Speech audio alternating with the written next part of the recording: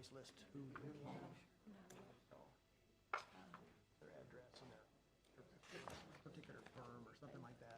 I have a portion in there for like the gallery, for audience and attendance, something like that. So at least the ones that sign up. Where do they sign? Well, I have a sign-up sheet back there, so I was going to have chair announcement, make sure that everybody saw it, sign in.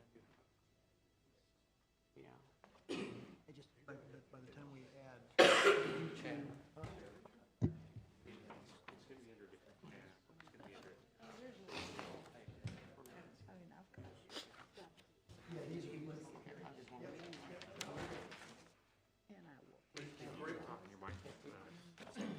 Hola. Okay, we're going to call this meeting to order. Can we have a roll call, please? Commissioner Yeager. Commissioner Yeager. Commissioner Egner. Present.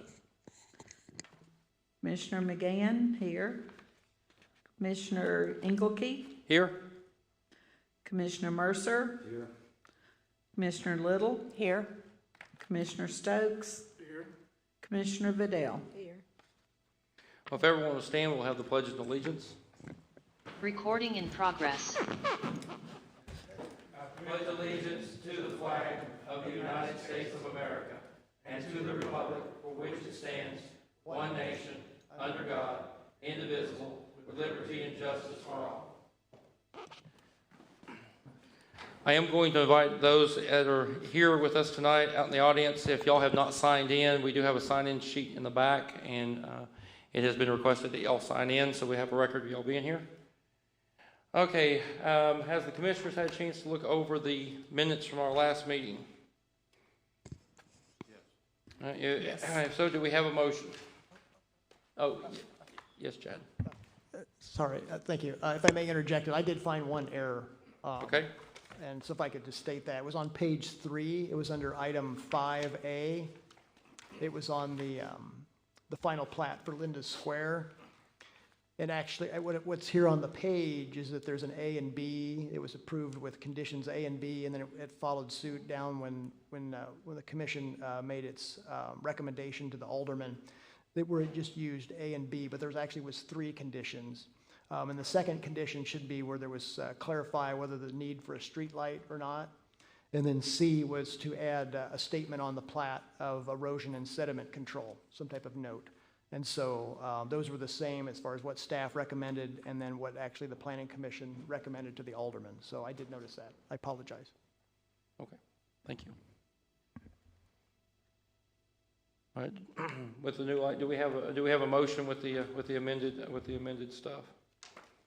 I make a motion to approve the minutes with the amendment by Mr. Parker. And do we have a second? I second. All right, motion made by Commissioner Stokes, seconded by Commissioner Little. Roll call, please. Commissioner Egner. Yes. Commissioner McGann, yes. Commissioner Mercer. Yes. Commissioner Little. Yes. Commissioner Stokes. Yes. Commissioner Vidal. Here. Yes. All right, so we'll move to old business. First one up is case number 2071, a request to amend a planned unit development named Sage Creek for 3 properties located approximately at 5070 Goodman Northwest by PFMT Holdings LLC, landowner and developer, and WH Porter Consultants PLLC, planning site engineer for land zone as PUD, consisting of 148.27 acres plus or minus for 278 single-family lots of various sizes and 71.86 plus or minus acres of common open space. I will open this up to Director Barr to give us a recap since we've seen that we had this last meeting. Yep. Thank you, Mr. Chairman. Evening, Commissioners. Chad Barr, Planning Director. To speak on this case. Thank you for reading that. We could go to the next slide.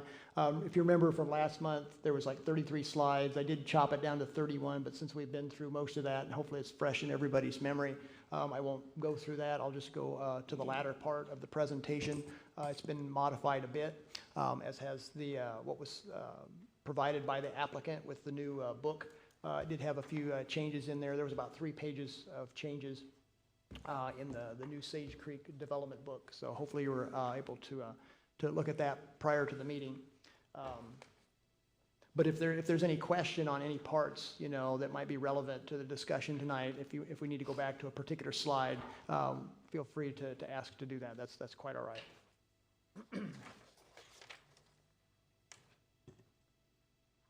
Daniel, if you could forward ahead a few slides, I just want to keep going. Yeah, stop there. Oh, go back. Yeah, just to kind of put fresh in everybody's mind as far as who might be viewing at home and here in the room tonight. I call this the Utah case because the 3 parcels, when you add them together, they're kind of Utah-esque in its shape.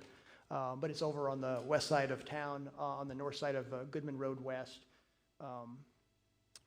So that just kind of gives you a visual location of the area under consideration. Next slide. And you can forward several here. I'll tell you to stop. It'll be probably about, I think, slide 25 or 26 or so.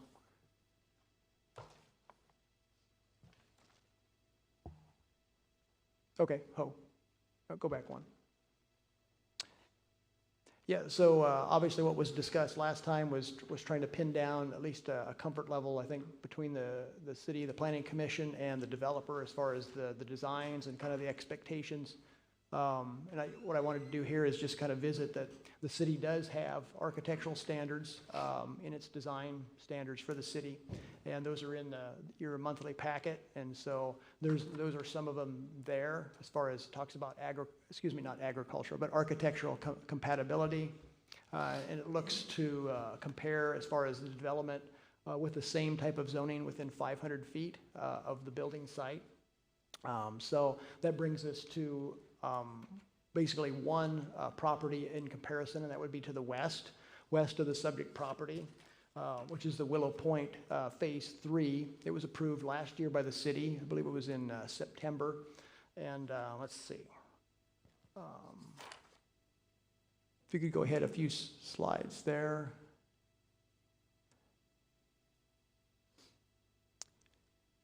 Okay, nope, go back one. Yeah, okay, so this one here is basically just stating where Willow Point was approved last year. It was Phase 3. But in that approval, there was no specific design conditions above and beyond the architectural standards that the city has. So that would be its comparison as per the wording that we have in the zoning ordinance for comparing design standards among adjacent properties with the same type of zoning. Next slide. So staff is recommending approval of the proposed amendments to the existing planned unit development, which is a PUD known as Sage Creek, with a tentative address. This is unassigned of 5070 Goodman Road West. That number is mainly just as a kind of a location spot. Obviously, if it gets developed out, that address probably will go away. For a 278 single-family lot residential development consisting of 148.27 acres with 71.86 acres of the proposed as common open space on land that, again, is zoned PUD with the following conditions or changes attached. Letter A, the applicant / developer / owner shall proceed in the development process by subdividing the development according to the phasing as described within the master development plan and the city's subdivision regulations per chapter 34 of the Horn Lake City Code. Item B, the applicant / developer / owner shall post 20 mile-an-hour speed limit signs within the development along its public roads. That was a comment that came from the police chief upon the first review last month. And then item C, applicant / developer / owner shall properly create and record the covenants and restrictions to govern the development in perpetuity. So that would be staff's comments unless you have any questions or clarifications. All right, so, thank you, Mr. Barr. So does any of the commissioners have any questions for Mr. Barr?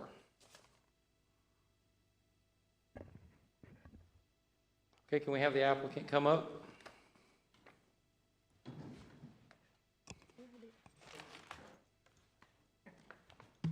How you doing? Henry Porter with WH Porter, 6055 Primacy Parkway, Memphis, Tennessee, 30119. So kind of just start this off, kind of reiterate why we're even here, just real briefly. You know, we already had a approved plan before, but when we're going through the coordination with the Corps of Engineers, we realized that there was a lot more jurisdictional wetlands based on some change of laws with them. And so it ended up being that we've got now 50%, basically around 50% common open space as opposed to the 23 that we had before. Basically what it ended up being is that before we were providing 109 acres for single family residents, and now we have about 76. And the remainder is for common open space. You know, we're presenting a brand new plan to y'all. And I think one thing that we wanted to kind of make sure and clear is that the conditions that we're providing up here, were provided to us, I guess, through A through C, or what is being, at this point, conditioned on this property. The previous plan, you know, conditioned that we have basically 2 builders in this development, and right now we don't truly have a builder at all. So we just do want to make sure that those builders that were subjected to this property are not the case. But I just want to make that kind of real clear. But so,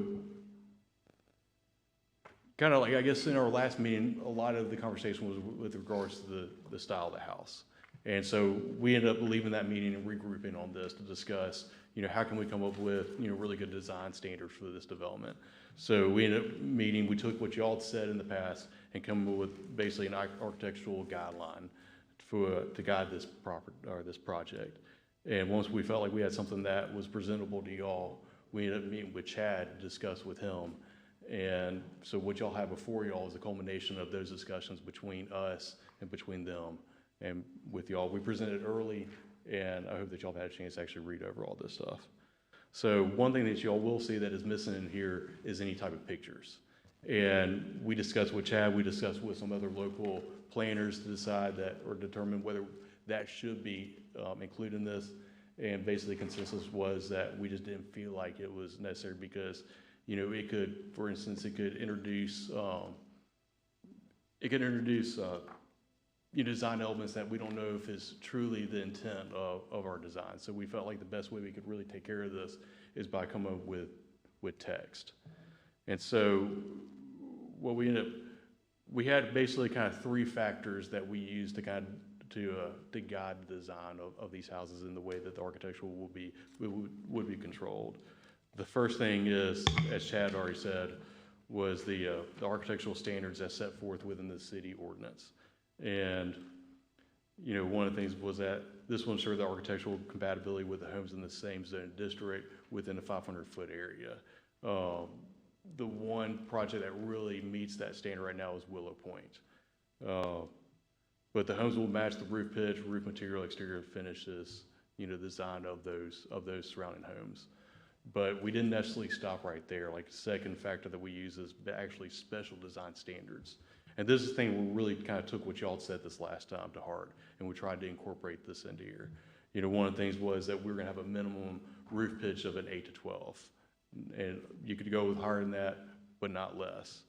The front porches or the front inches can only, you know, be recessed 5 feet, but it can't be recessed any further than that with the front facade of the house.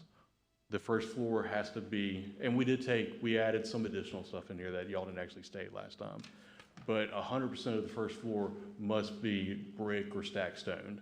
It can't be wood or anything else.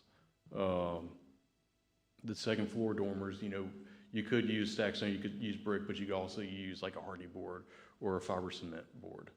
The garages shall be recessed a minimum of 5 feet, or a minimum of 5 feet from the front facade of the house, unless you had a front porch, like a 5-foot minimum 5 by 12 front porch on there. At least 75% of the houses in there are going to be required to have front porches on it. And then finally, I guess, you know, we will allow the front porch to actually encroach into the front setback. by, like, the max they can encroach in is 8 foot, the minimum is 5 foot. So if they want to encroach 4 foot into the setback, we'd actually have to push that whole house back to the front setback line. The last thing that we actually, looking at trying to, control the style of the houses that go in here and the quality that we're intended by this is by setting up our architectural board. And that architectural board will review the style house that's being presented before it actually even comes to y'all. So we'll just make sure that it meets the quality design intent of what we're actually laying out right here. If we agree with it or the architectural board agrees with it, then they can come to the town and ask for a building permit. But the board will actually be set up by a member of our office, the planning director of our office, plus a member of the development team.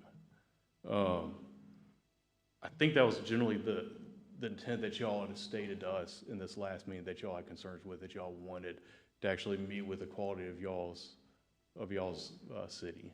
And I think we've met that. But if there's anything that we're leaving out that y'all feel like needed to be incorporated into this, we'd be more than glad to discuss it. Okay, do we have any questions from the commissioners? It's not really a question, but some of us understand better with visual. We can read text all day long, and it can be argued back and forth as to what that particular verbiage means. So that's my issue with what's been given tonight. We've gone over this, and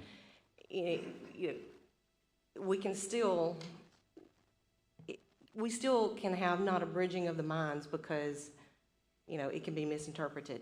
It's hard to misinterpret a picture or a drawing. So what you're asking is that you want a picture of the exact house? No, I want an example of, okay, so we can't go further than 5 feet. Show us an example of that, of your garage, how much you want your garage to extend out. That's what I'm looking for. I'm not looking for an overall, this is our house plan. I want something along the lines of, this is what we're talking about doing. And that's why we actually wrote this out, because the best way you can actually describe it is by stating it on paper. Like, if you have a picture, again, like, that was the intent of why we didn't feel like it was necessary here, is because based on the picture, you could be introducing design elements that we don't have an intention I'm not of. asking for a picture of the exact design. I'm asking for whatever element of that particular design. I'd like to see what you mean by that in a drawing. I'm not asking for the specific house designs that you're going to bring forward to us, because as we found in the last couple of meetings, what was agreed here actually went to the Board of Aldermen, and it was completely different by the time it got there. Okay, so I guess that's the issue, is that we don't even have a builder at this point. So how can, I guess. So the two builders you had, which was what, D.R. Horton and, was it Meridian? Yeah, that's both, right. Both of them are no longer. No, we're setting design. Like, if they present something that actually meets what we're intending here, then I guess great. If they can't, then. Okay, and let me, I just want to understand, because is y'all are saying that the garages will be back set a minimum of 5 feet from Minimum of 5 feet. from the front of the house? That's right, that's right. Okay, so So I mean, like. So Commissioner Little, what they're saying in their designs, if you look at the front of the house, the garage will be back set a minimum of 5 feet.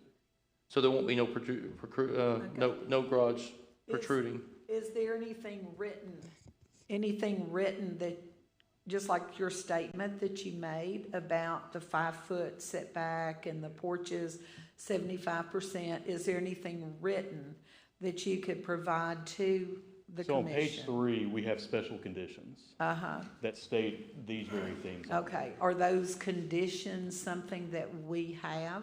Yeah. Are they in our plan It is. So on anywhere? page 3 on there, it has Page special design. 3? Yeah, Okay. design conditions. I think that's what we're getting at, is to make sure that what you're stating is what it is and it's written down. So this book would be what we approve with the project. So when Okay. it does get presented or submitted, and any home is submitted, that they do have to follow by that. Okay, I have a question. Mr. Barr, you met with them. Based on what we told you at the past meeting, how close does what they're presenting resemble what we were asking for? Thank you for your question. I do believe that it does. The idea was with no pictures is that it appears that some people really like a picture and like a particular design or things that are being used for materials, but others do not. And so it starts to become very fractured that way, and it makes it almost really difficult for the developer to, between this body and the alderman, to try to satisfy, you know, what they see in a picture. I mean, what we do as staff, when we get a building permit for any development, we look through and to see, as far as what's been submitted, to see if it meets the architectural design standards. And we would do that with this as well. And if there's anything, you know, that's specific that gets conditioned with approval, we would look for those features upon review when we get an application in. It doesn't usually take very long, and if there's some clarification that needs, we just get back with the developer or whoever's submitting the building permit, and then we just ask for clarification. So that's how we normally, you know, process a building permit application. Okay, I found in the book where it is. That's good. Right, do we have any other questions? I have a question. Between which 2 points do you measure the 25-foot setback? Is that from the sidewalk to the face of the house or from the Sidewalk. curb? Sidewalk, it's the back of the right-of-way, and that's the back of your sidewalk. Okay, so if you're going to encroach 8.5 feet into the setback, into the front setback for a porch, that doesn't, that's going to be plus the 5 feet for the sidewalk and the 4.5 feet for the grass strip, then the curb. Yeah, so you go back 10 feet, and then you go back another 20, or from the 25 face of the feet. curb, you go back 10 feet, and then you go back another 25 Another feet. 25 feet. So you're 35 feet back from the, Okay, and I noticed on page 3, you changed the 1,800 square feet to 1,750. that's right. Is that to accommodate a porch, or what is that, what was that decrease for? It was kind of, I guess, more flexibility in the market is why we had changed that. The housing market, you know, some of the houses in the area were down to 1,700 square feet, so we didn't want to go quite that low. We want to kind of meet somewhere in the middle, just. Okay, and I would have to say, I'm not a big fan of mail kiosks. Why did you go with that particular type of mail delivery service? It's what's being required. I think that's every new development, according to the U.S. Postal Service, is being required to have a mail kiosk. Okay, yeah, the U.S. Postal Service has, that's, the developers don't have a choice. So they don't want a mailbox in front of everybody's house? Save money. Okay. Oh, and that 1,800 square feet that was in there before was exclusive of porches, garages, and that type thing? I'm sorry, I didn't hear you. The 1,800 was the heated portion, it wasn't, That's heated portion. right, yeah. it didn't include But- porches or garages. Well, that's why I was asking if that 1,750 square Right. feet had to do with some sort of architectural accommodation for what we were asking them to do.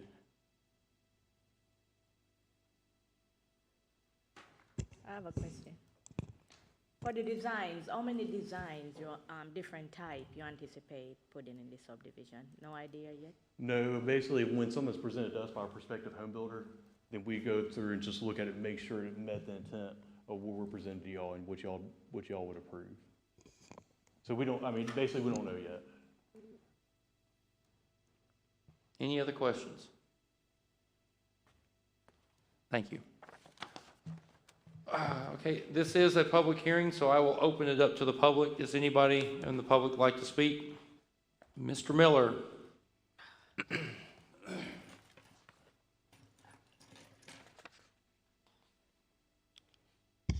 My name is Francis J. Miller. I'm a voting resident of Horn Lake, 13 years, Ward 5. I go to all planning commission meetings, all board meetings. I have heard nothing since I've been in Horn Lake. This city wants 1,800 square feet or greater. We heard 1,800, now we're down to 1,750. I want to go on record to say, when will this city tell these builders their minimum and stick to it? 1,750 is not 1,800. Thank you, Mr. Miller. Does anybody else from the public like to speak? All right, this public hearing is closed. Do we have a motion?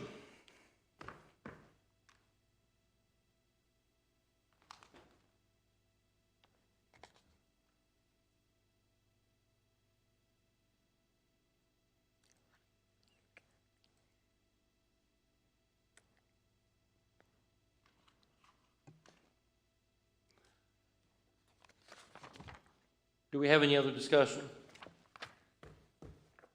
Can I say something real quick? Yes, sir.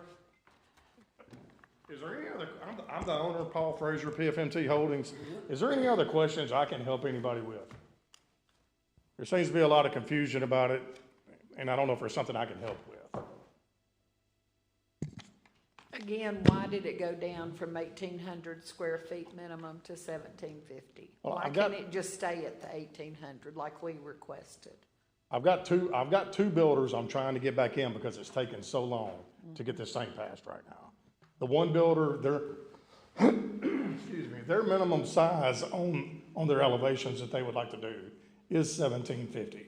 That's a bottom 1,750. So nothing smaller than 1,750, and they go up to, I think, right at 21.6 or 21.8 or something, square feet. So to answer the question about the elevations of the house, so the two builders I would like to bring in, or three, it's as many as we can get in there to move them as fast as we can, to be honest. But each builder will bring in 5 or 6 different plans. They'll have 2 or 3 different elevations to that plan. That's different fronts and what have you. And you know, some of these will be side-loaded garages also. So, and that's what we tried to help with our architectural committee, is they've got to get past us before they even come to the city for their permit. So we're trying to curve some of that. I mean, the builders we're talking about bringing, they're big builders. You know, Meridian's a big builder. I'm pretty sure Meridian's in Horn Lake building right now. I hadn't talked to Mr. King about it lately, but I'm pretty sure he is. But any questions I can help with, but to answer your question, that's just, they've got a 1,750, it depends on if they build this out, then they go up 100 or 120, I think, if they do one room. That's just their base elevation for that plan, is the reason we went to the 1,750. So, I understand, but we're trying to get it reapproved, and that's the reason we're asking. Well, that's what, if 1,800 does it, then we're good with 1,800. So if we amend this 1,750 to 1,800, you have no problem with that? No.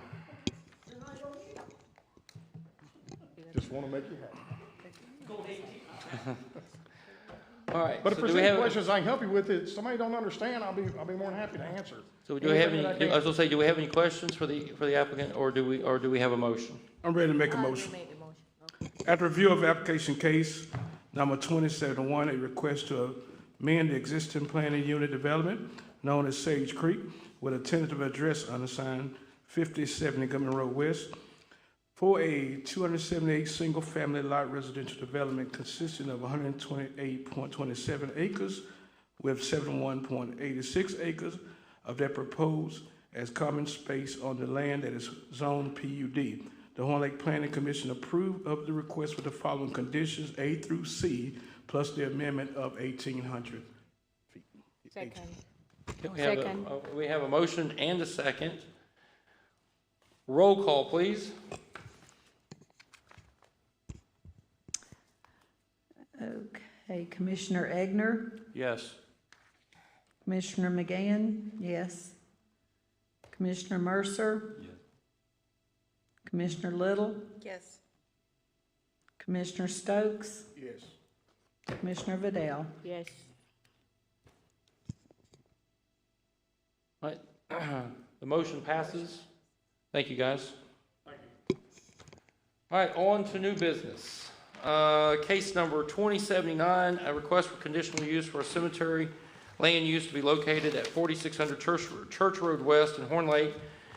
and the landowner and AERC PLLC via Doug Thornton, AIA, representative of the owner on land that is zoned AR, Agricultural Residential District, consisting of approximately 80.73 acres plus or minus. And once again, I will turn this over to Director Barr. Thank you, Chairman.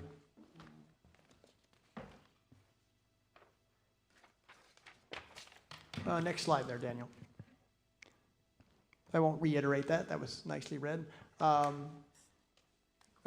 yeah, go ahead. One more slide, please. Yeah, there we go. What we have here is from Article 10 from the city's zoning ordinance, which deals with different types of applications. In this particular case, it's a request for a conditional use. And so this is, I kind of call it a placeholding type of slide that we would use for any, in this case, any type of conditional use request. So I go down to number 2 there, and it lists where it says the last sentence, the Planning Commission shall investigate all aspects of the application, giving particular regard to whether the proposed conditional use will, and it enumerates 6 things, which I'll get to. You can go ahead and go to the next slide there, Daniel. Thank you. So here we've got just a few pictures and a layout of what's proposed. So here we have the subject property, which is slightly over 80 acres in size. And what's proposed for the cemetery area is 1.2 acres in size. This is for a new land use. There's no buildings that exist on the property now, except for a couple of agricultural buildings that are planned to be raised by the current landowner. The property is zoned Agricultural Residential District, which is the AR district within the city's zoning scheme. And the approximate location for the development is highlighted in the center at the lower part of the slide with that pink oval around it. And then at the very bottom is the Church Road West road right-of-way. Next slide, please. So this one here is a little bit more site-specific. It zooms in, and you'll see an area there that they've got depicted, which is a little over 11 acres in size, with the proposed cemetery land use on the northern portion of that. Highlighted there in green, which would be that 1.2 acres. Next slide. And so here we have a series of 3 photos from the area. This one here is looking north, the potential entry point, which would be on the opposite side of this. This picture was taken looking north from the Bonne Terre entry drive into that particular subdivision. This slide here is looking west down Church Road. So the possible future north side entry point would be on the right-hand side of the slide with that red arrow. And this picture here is kind of reversed. It's looking east down Church Road, and so the entry point possible is on the left-hand side, and then you see the acceleration lane there from Bonne Terre over on the right-hand portion of the photo. Next slide. So to go through those 6 factors that are enumerated in the zoning ordinance, here we have letter A. So it asks the question, would it substantially increase the traffic hazards or congestion? And so the way I've done this is that what was supplied by the applicant in their application, I put that there first, and then there's kind of a staff analysis of what they've supplied in light of the particular item. So here, supplied by the applicant, any expected increase in traffic related to the cemetery would be intermittent and infrequent in nature, being only for the occasional funeral service. Staff analysis, no hard numbers presented here by the applicant, and as they have provided, the frequency and size for each funeral service will vary. The state of Mississippi has a law that provides for unobstructed travel for funeral processions, and it would govern local traffic flows to funeral services on the site. Requesting local police or sheriff control to control the flow of a procession is an optional thing. And so you see some of those items listed there.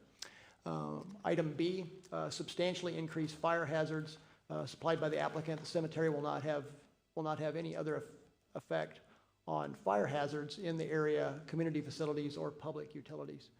Staff analysis, we find it hard to imagine that the land use would have an effect of creating or causing or becoming a fire hazard. Next slide, please. Item C, This has to do with adversely affect the character of the neighborhood supplied by the applicant. The character of the neighborhood will be unaffected as there are other cemeteries in the area, the nearest being the new Bethlehem Church Cemetery, plus or minus, I believe that says a quarter mile, or is it a half? I can't quite make it out, half mile, to the east on Church Road, and the Hines Chapel Church Cemetery, about a half mile to the west on Fog Road. In addition to the proposed cemetery being approximately 500 feet off of Church Road behind the mosque. Staff analysis, the current character of the neighborhood is almost rural, with some houses located upon larger parcels in the area. To the north of the subject property, there is the Pin Oak Acres subdivision with several single-family residences located there.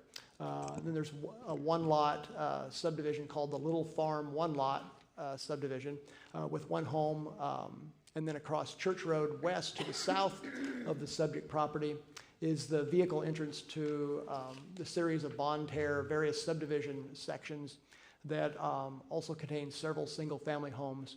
Land south of Church Road West is located in the unincorporated area of DeSoto County. So basically it's the city limit line. North of Church Road is in the city, south of it is in unincorporated DeSoto County.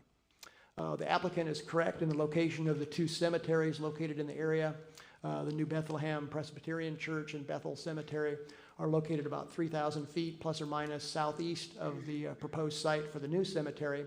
And two, the Hines Chapel and Hines Chapel United Methodist Cemetery are located about 2,800 feet southwest of the proposed new cemetery site. Staff would see the proposed use is compatible to the area. At least staff's view here is what is more peaceful than a cemetery. I mean, the whole idea behind a cemetery is it's built for reflection, peaceful, so it would be a good experience and not a bad one. They're usually well kept, mowed, and often decorated at different times of the year. And it also remind a person of what is to come, thus a very practical daily sobriety test, if you will. Next slide, please. Letter D here. I'm going to switch to my paper since I went to a smaller font there.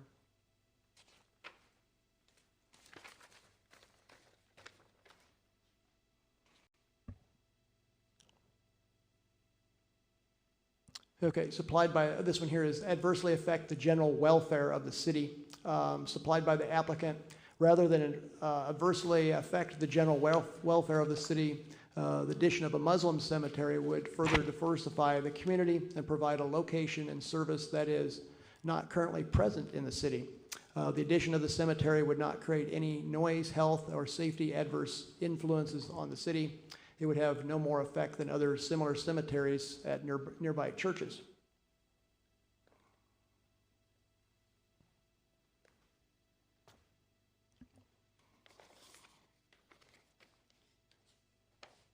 There we go. There's the right slide.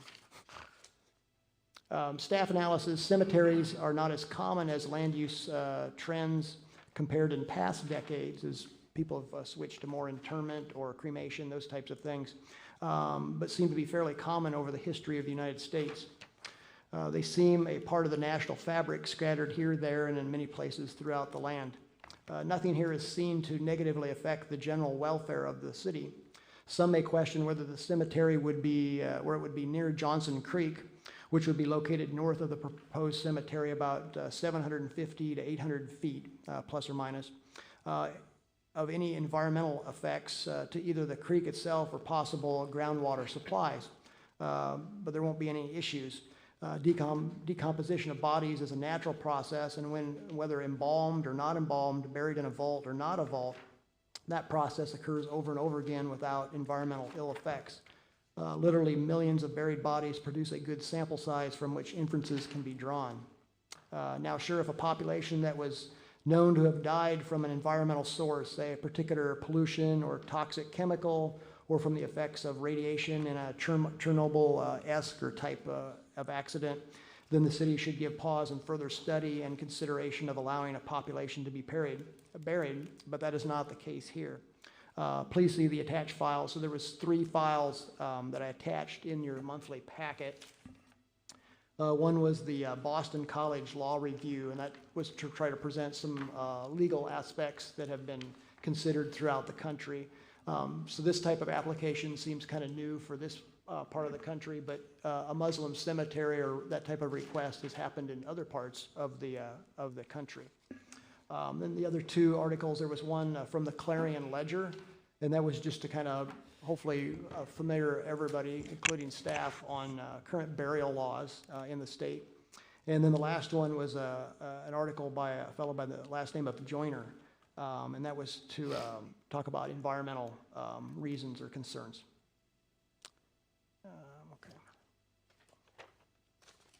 Next slide, please. So continuing on here with item D, planning staff does acknowledge that the desired population to be buried in this particular cemetery is of Muslim belief system, but that is not the same as any of the populations listed previously, which was the concern of like a toxic or pollution or something like that, where the people being buried would have had some type of reason for dying. Investigation of burials without vaults was conducted by the planning staff. A statement with the Twin Lakes Funeral Home, 290 Goodman Road East in South Haven, was that they were saying that as a company policy, they require burials with vaults, but that many funeral homes do not. That was in a March 17th conversation with them. They added that the reason for a vault is to be for burial site stability and to keep the burial site level over the passage of time. Additionally, in a conversation with Danny Phillips of the Bentley Funeral Home, he said there was no law requiring a vault with a human burial. He added that it was not an environmental issue. He added that the New Bethlehem Cemetery, which was mentioned earlier and located southeast of the subject property, does not require vaults. That was from a March 21st conversation with him. Next slide. The last, let's see, it's not the last one, it's letter E here, is overtaxed public utilities or community facilities as supplied by the applicant as related to public utility and effect on surrounding areas. An Islamic funeral is functionally much the same as a Christian one. A typical Islamic funeral lasts 30 to 60 minutes, beginning with mostly silent group prayer led by the imam, immediately followed by burial. The deceased body is taken from the mosque to the burial site in a silent procession of attendees. One very important funeral rite in the Islamic faith is that burial takes place as soon as possible after death.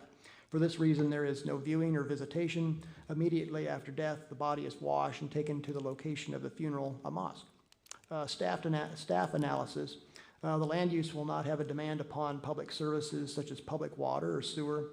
Church Road West for this location of the city is a two-way paved road with about 80 feet of road right-of-way width. From the approved site plan and design review aspect of the development from January 17th of this year, condition number 4 dealt with possible deceleration and acceleration lanes to be added on the north side of Church Road West. And the reason I say possible is in the conditions, there were 9 conditions on that site plan approval. It was given as an option to the landowner if they wanted to do a traffic study, and the traffic study showed that the deceleration and acceleration lanes were not needed, that the city would not require those. But if they chose not to do the study, then those would be required. That was the wording of that particular condition on the site plan approval. Next slide. Thank you. Item F, to be in conflict with the comprehensive plan supplied by the applicant. The cemetery will not have any other effect on fire hazards in the area, community facilities, or public utilities. And as I normally do with the comprehensive plan, I go into the main parts, or its divisions, if you will, and there's talks about future land use, or number 2, the general economy, number 3, transportation issues, number 4, community facilities. And there was really nothing in the comprehensive plan from 2003 that was specific towards cemeteries or cemetery use or mosques or mausoleums or crematoriums or anything like that. That's a fairly specific type of thing. And lots of times you'll find more broad type policies or goals and objectives in a comprehensive plan. So it doesn't appear the proposed land use conflicts with any part of the plan. The lengthy Boston College Law Review, which I'd mentioned earlier, it was included in the monthly packet, seems very apropos. It dealt with the same type of request before a town in Massachusetts, i.e. a request for a Muslim cemetery within their jurisdiction via a special use permit case. In this case, we're doing a conditional use type thing, but they're very similar type of zoning requests. From a legal perspective, it provides relevant direction without answering every legal answer to the myriad of cases and issues it touches upon. Next slide.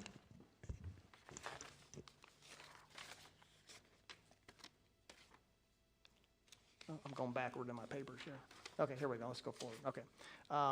So staff staff strongly and categorically recommends approval of the request for a cemetery land use proposed to be located at 4600 Church Road West on land zoned A-R, which is the agricultural residential district, and the entire parcel consisting of 80.93 acres with the cemetery to be located upon the southwest 11.89 acre portion thereof, with the following conditions attached.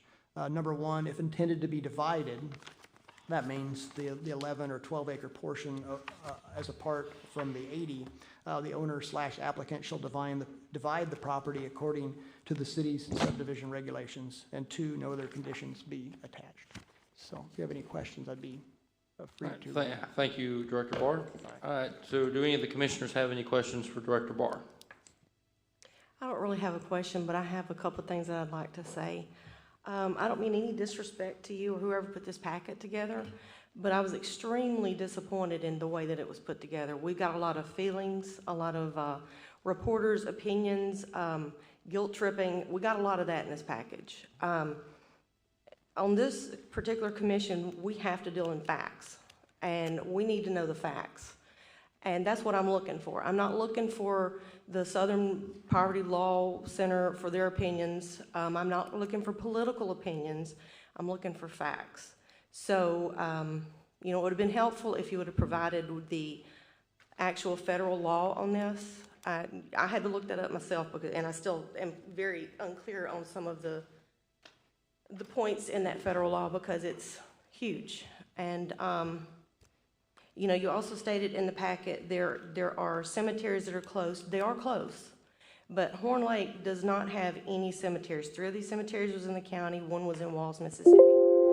So Horn Lake, as a city, has no cemeteries at all at this point. So I need to make that clarification. But also, with what I read, there are 2 thoughts on the particular decomposition, and one is, I read several papers that said they had to assume that there was no contamination in the groundwater. They assumed was the operative word.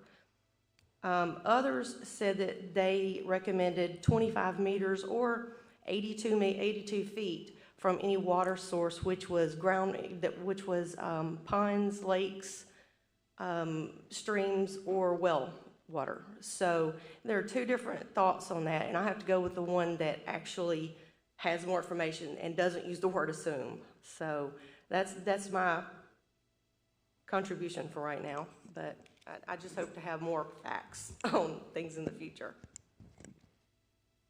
Any other statements or questions for? All right, do we have the applicant here?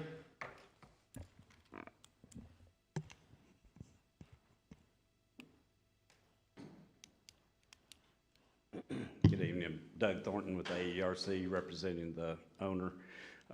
Address 342 West Valley Street in Hernando. Don't really have anything to add to the report, but be glad to answer any questions that I can offer or additional information for. Be glad to. Okay. I have like 4 questions. Okay. Okay, I noticed in one of the articles that I read that it says Muslims have to be buried in their own cemetery.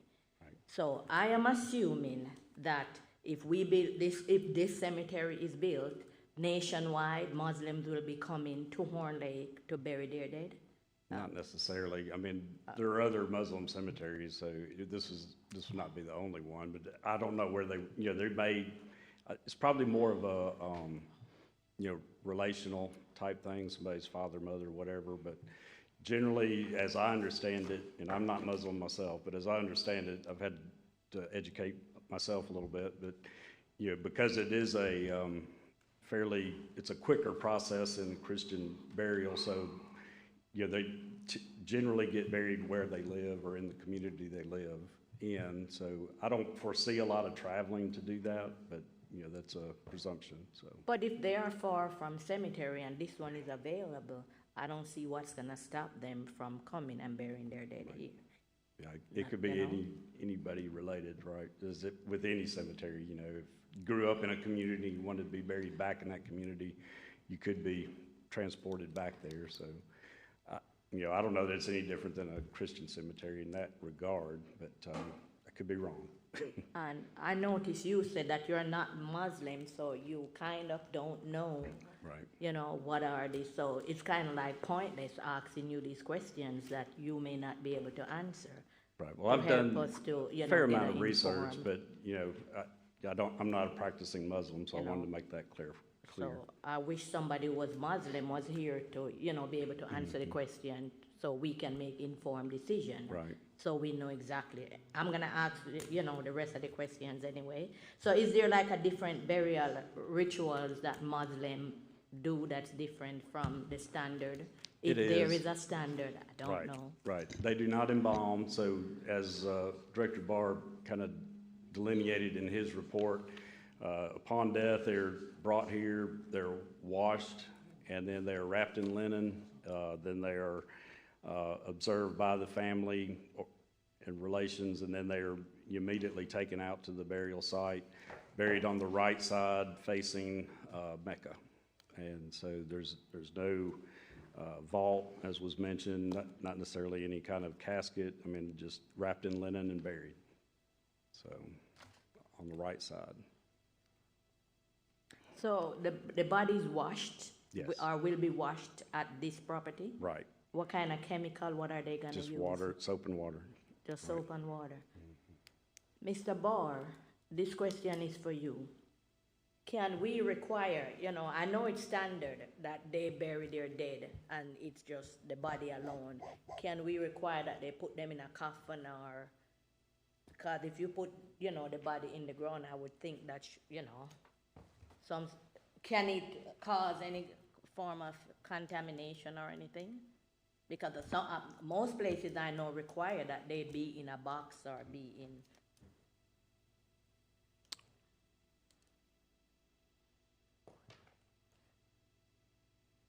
Not to discriminate, but just to know. Well, we could ask for additional studies, I suppose. I don't know. The items I provided in the packet were trying to anticipate certain issues or whatever, so I tried to get out in front of that with that. But the land use law, the RLUIPA law, passed in 2000 by Congress. It was actually in the 34-page article from Boston College. My advice would be to stay away from something that's specific or whatever, in light of what some of the other cemeteries are doing in the area, whether they be in the city or the county. But that's the problem we have. Why are we staying away from stuff? Because they're confrontational.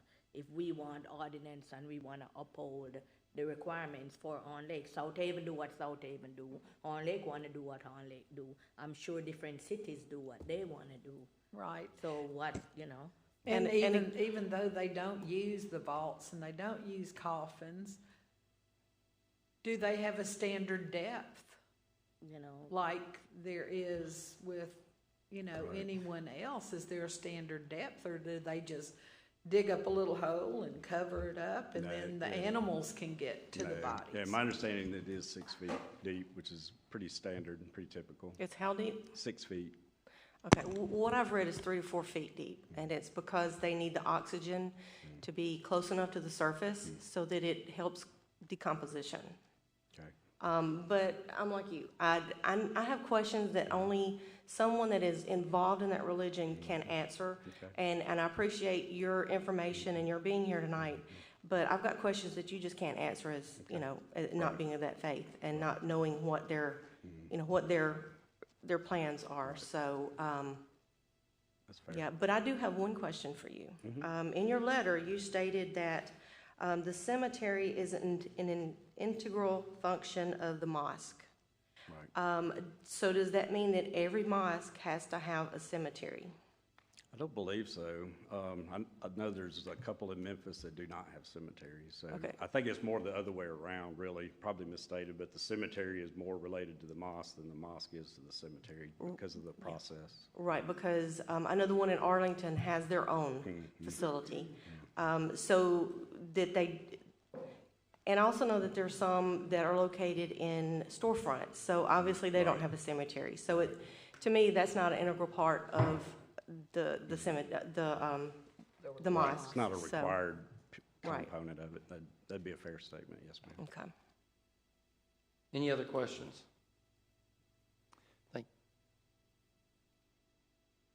I need to ask something. I know nothing about the Muslim religion or how they're prepped or anything else, but I'd like to ask why, well, I guess it's because of their religion. I was going to ask why did they not put them in vaults? It is something you alluded to. They, it's part of their religion to go back to the earth. From dust we were created back to dust. So they want to decompose into the ground rather than be embalmed or encased in a concrete tomb. Well, they don't put them in caskets either, then you're saying? No, sir. Or if they do, they don't have a bottom to the casket. Well, they just wrap them in cloth just like they did Christ when he put him in the cave? Yes, sir. That's my understanding. Any other questions? Will this be a public or a private cemetery? I don't think they would deny anybody that wanted to be buried there. So in that regard, I would say it would be public, but I think it's mainly for, Muslim faith, people of the Muslim faith. Okay. Now, so, and I'm going to touch on one of the questions that you had. How much of this is going to be, how many residents of Horn Lake is going to be touched by this, as in how many are going to be using this? Is this going to be something,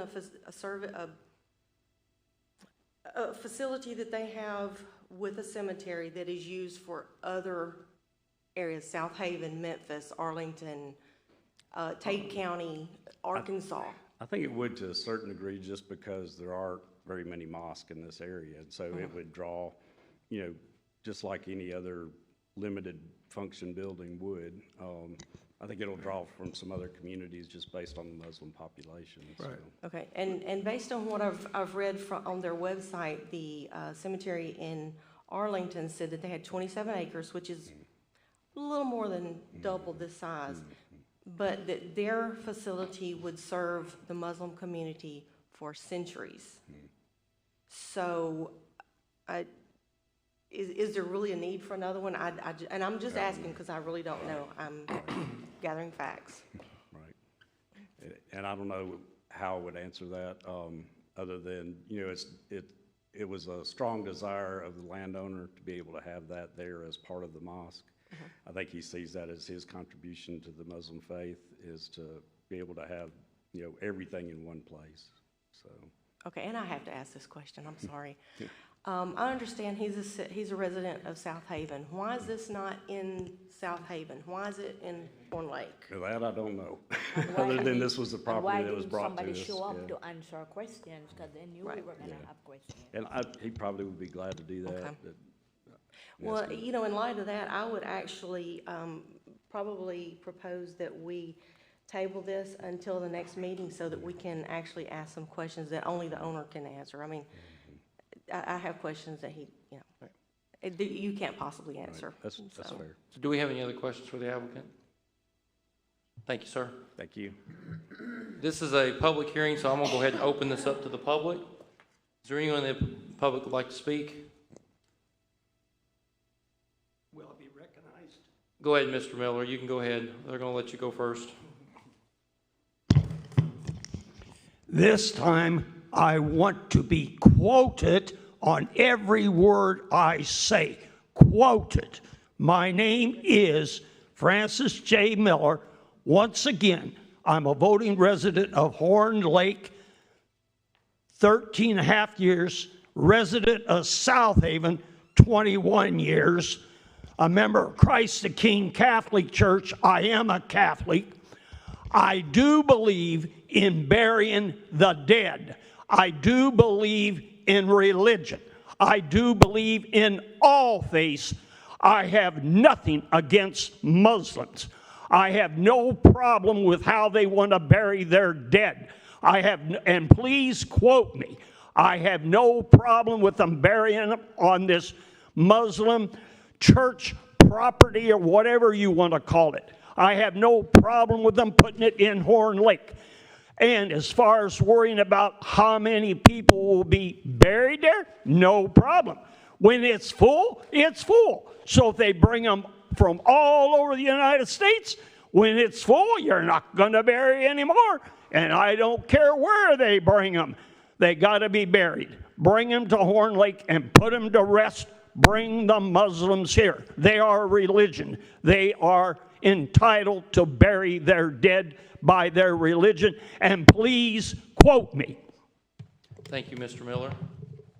Just a point of information, it never gets full because the point of this is the bodies decompose, so they reuse it. All right, anybody else from the public? Yes, sir.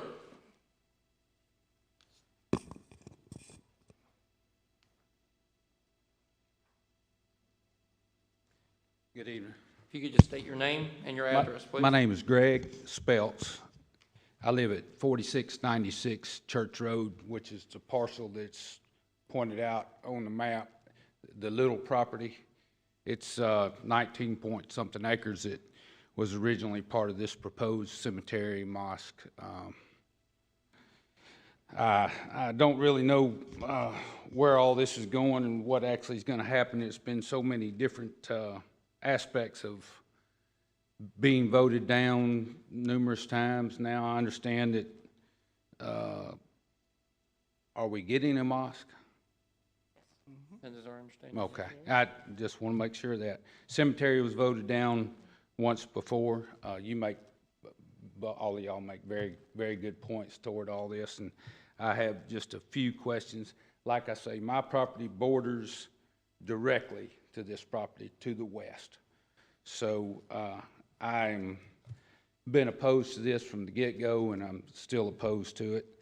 I think the point that was just made that it never gets filled up. I did have a question of how large is the cemetery exactly? How many? 11 acres. 11 acres. So, but there's nothing designated as to how many bodies would be buried, and how much space it requires, and does it ever get filled up? We don't know because he can't answer. Okay, I mean, so that's an unanswered question. Okay. I didn't get a chance and didn't know if was this public information, or is all this information that I was not aware of that till we got here. I think Mr. Bethay here was not aware of that either.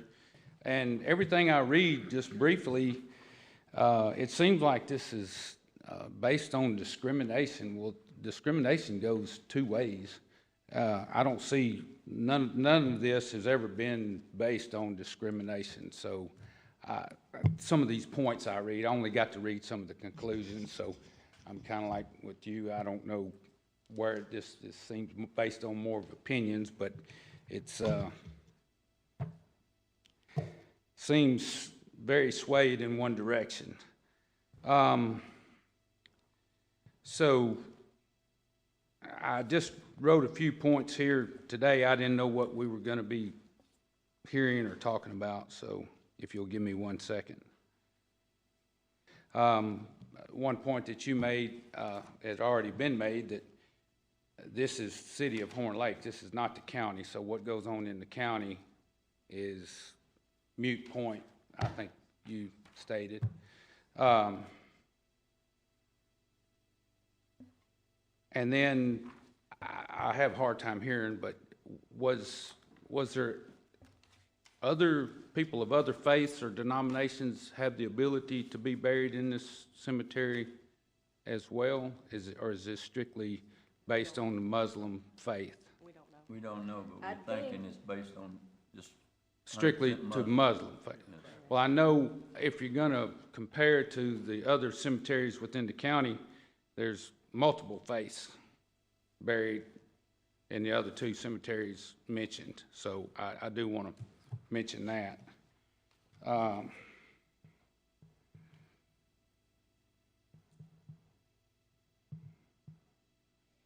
You brought up some facts about the well, the water and affecting well water, and I like to say my property joins that property, and there's a lot of drainage. That's where, from what I understand, Johnson Creek starts, is on this property. So you're not only affecting that property, you're affecting everything. If this is the beginning of Johnson Creek, that water goes from there west, affecting numerous things. I have a well on my property, so I don't know if these burial procedures would affect that. I'm not really prepared to make a lot of good points. I think there's a lot of good points that have already been brought up, but I guess I'm confused as why this would be voted down, and I might have this wrong, in the Planning Commission and the Board of Aldermen meetings on several occasions, and now we're talking about it again. That's one point of, if it's already been voted on, I don't think, why is this still an issue if it's already been voted on 2 times? Mr. Barnes, they reapplied for this, right? Yes. Yeah, after the lawsuit and the city already having, say probation discrimination overwatch for many years, they reapplied. So now the city is we want to make sure we don't get too caught up in somebody else's religious culture. No, I'm a Christian pastor, so I've seen discrimination from a Christian perspective. Yes, sir. So what we want to do is be careful. I have neighbors that are Islamic. All right? I have at least 5 families around me. They go to the schools. You see the kids at the schools. So they're here. They're in the community. They're a quiet community. It's not a large community, but I think we want to make sure we don't go into so many of the differences, because some people come from different cultures, different religious backgrounds, and I think the city is going to be a little bit careful this time when I deal with it, because technically we're going to set ourselves up to pay for something. I understand your point, and the point you're making now is the same thing I'm getting from this report. And the same thing I hear on the news, same thing of every coverage. It's based on religious discrimination. That's not really the case. But the courts judged it. Are you hearing that from me? Oh no, I'm telling you, the courts judged this case. No, I understand that. But I don't follow where that even came from. I'm not trying to re-argue the case or anything. I'm not even trying to argue with you. I'm just saying, I'm asking the question, why, if it's already been voted down? If I'm not mistaken, twice. Well, a federal judge says that we should have never voted it down, from what I understand. Okay, so. No, it was the mosque. Well, that's what I'm saying. That's why the mosque. That's the mosque, but I'm talking about the cemetery. I'm not discussing.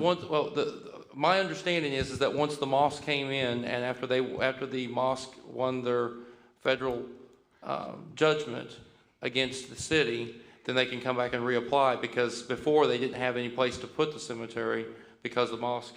Unless there's more information, Director Barr, but that's my understanding, that it all got voted down, and once the city lost their case in federal court, that now that the mosque is going forward, they want to reapply for the cemetery, and that's why it's being brought back before us. Yes, there is in the zoning ordinance, it's in Article 10, letter B, number 9, but it only applies, the wording only applies for rezonings, that if, let's say, the Board of Aldermen took an action and denied something, whatever it was before them, then an applicant can't come before them for a whole calendar for 365 days. But that wording, it seems to be only applicable for a rezoning, which this is not. This is a conditional use permit request, or a conditional use request. But that's the way it was voted on prior to. I'm just trying to have an understanding of that.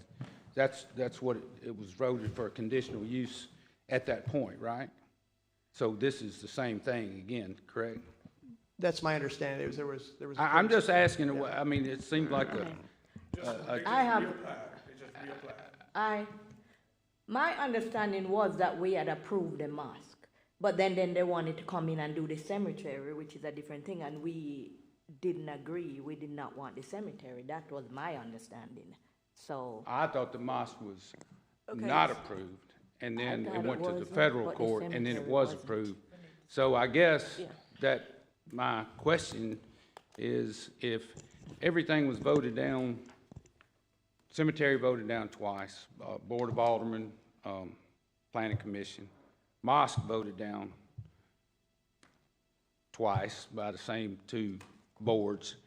Then this goes to federal court, and the federal judge says, who does not live here, who does not have any association with this area at all, and the people of this community voted it down, not for reasons of discrimination, for many other reasons. We're having this meeting again, kind of, what's the purpose? Is it gonna go back to federal So, court again? No, from what I understand, this is just for the cemetery. Yes, ma'am. And reasons that we can, approve or don't approve them. My concern is that someone made the statement that a cemetery could not be placed within certain feet of a well or groundwater. You have a well. Yes, ma'am, I have a well And how on far, that. how many feet would that cemetery be from your well? That I don't know, because every plan that's been shown to the Planning Commission and to the Board of Aldermen, and from the very beginning of this whole process, has changed over time. I don't think there's any plan set in stone. I think, I'm sorry, I don't know your name, but that you said in this proximity. Yeah, maybe Daniel, if you could go on to the site plan. that I think it slide. would be. Is that something that the city engineer would need to check out? All the cases get referred out to like fire department, police, engineering. I don't- Because of his well, are there any I other think my well neighbors? would be far enough away if it's 82 feet, but Uh-huh. the well is where the well is, but the Right, and cemetery's it not can't been move. established yet, but it was, Exactly. and this whole plan has changed from one place to the next, to the next, to the next. Even Mr. Elk approached me after the first meeting saying, holding his drawing and his plan, saying, this is not how it's really gonna be, you don't understand. Yeah. I don't think anybody still really So are there understands. any other neighbors that have wells in your area? I'm sure there is, but I'm not. Chad, is that something that needs to be checked out, considered? I think the primary, thank you for bringing up that slide. So as staff, I'll try to get to the question. So as staff, is when we deal like with a site plan such as this, it's based upon, the application is based on the site plan. So like we see there where they want to put the cemetery, where it's highlighted in green, then we'd be specific to that. They can't put it down like in the southeast corner, or the southwest corner. It's got to be where they I was say just it. curious, you had a red oval drawn out on the closer to Church Road and to the west boundary, and I was assuming is that the proposed area for this whole development, or? For the whole 12 acres or whatever, of the 80. So the It's 12 basically, acres, it's when- like a homing device. It's kind of just focuses a person's Okay. attention. As far as the 80 acres, Well, it's down that would in the, indicate that it's further toward my property line than what this slide that you just put up. It seemed like to be a discrepancy there, so that, I think that needs to be addressed. from Go what back your if you could, oval was Daniel. showing would be more Go back down one slide, if you toward could. this blue area. There you go, Yeah, thank you. that right there, yeah. So that's encompassed, I'm sorry. yeah, you see that line there? It's a black line. It's towards the top. It goes across and then it cuts down on the eastern side of where they want to put the mosque and the cemetery. That's basically about 11 to 12 acres. Now, if you go to the slide before it, That, right yeah, there. is approximately that area that's shown in. That's with- encompassing the 11 or 12 acres. Yes, I just drew it with an oval as opposed to, Oh, they didn't okay. show it as the actual. All right, so off that, I was assuming that's where the cemetery, where you were discussing the conditional use was for that area. Yes, so basically you see that, the oval there. But it would be at the top of the. It'd be at the top of that Oh, oval, yes. okay, okay. Is there any last minute statements you'd like to make, sir, because we need to get No, on to the next? no, sir, I appreciate it. I appreciate Thank your you. time, and, Before you I mean, leave- there's some things I'd like to say, but I don't want to hold y'all up. Before you leave, Yes, would you sir. indicate on that map where your property is? My property is everything to the left in the light highlighted line. If you come down to Church Road, at the bottom, and then go up back toward the north to the dark highlighted line So you're again. that, you're that, Bottom you're left? that corner there in the bottom left. It's, no, sir, down. Greg Spells. Yeah, it's There it got is your right name there. on It's there. indicated, if you could raise that back up. No, go back down. When you- All right, right bottom there. left. See, Greg Spells, that property there in the lightly highlighted area. Okay, thank you, sir. Thank you. Thank you for your time. Yes, ma'am. Sir. Hi, my name is Maggie Bragg, and we live at 4721 Church Road. We are south on Church Road, west of Bonne Terre. So you're in the county? We're in Nesbit, considered Nesbit. Okay. It's just right there. So my concern really stems from the fact of the growth of Horn Lake. We moved here from Carterville, Tennessee, built a home here in 2012. And when we moved here, you know, it was agriculture. That was kind of what brought us here. We have family that lived here. My family has all since passed, and land was given to me, and so we built our home there. I am concerned with the fact that I don't see any road improvements. We've been to every one of these city council meetings, and you know, every day there is a major traffic flow for school. And now with the cemetery being allowed to come in, and it being the only Muslim cemetery in DeSoto County, there will be an increased traffic in DeSoto County.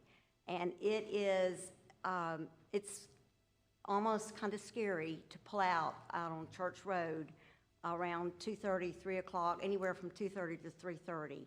The traffic it has increased dramatically in the past 5 years. We will have been here 10 years in July. So we have seen this increase. So that is my concern.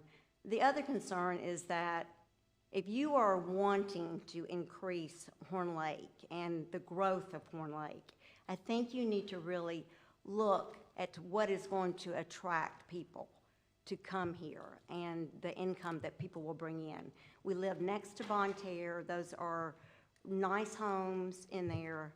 And so for me, you know, we're right outside of Horn Lake. So basically we are sandwiched between cemeteries. We have Hines Chapel and then New Bethlehem, and now you're wanting to put up another Muslim cemetery basically across the street from us. It is adjacent.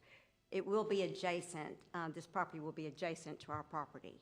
So that is my biggest concern, and I would think as councilman that you would be more concerned about really the growth of Horn Lake and what that's going to look like in the next 5 to 10, 20 years from now. You know, we could have picked anywhere to live, but we chose this area, and we liked it because it was agriculture. You know, we lived in a subdivision in Carterville, and we live on 7.5 acres right now. So that was our choice to move here. So that is my biggest concern. And you know, and in all of this, I hear of no road improvements whatsoever. And if you don't live on Church Road, you should come down there anywhere between 2 o'clock to 3:30 and see the nightmare that goes on, the traffic. It's scary. I am concerned about that because there will definitely be an increase in traffic.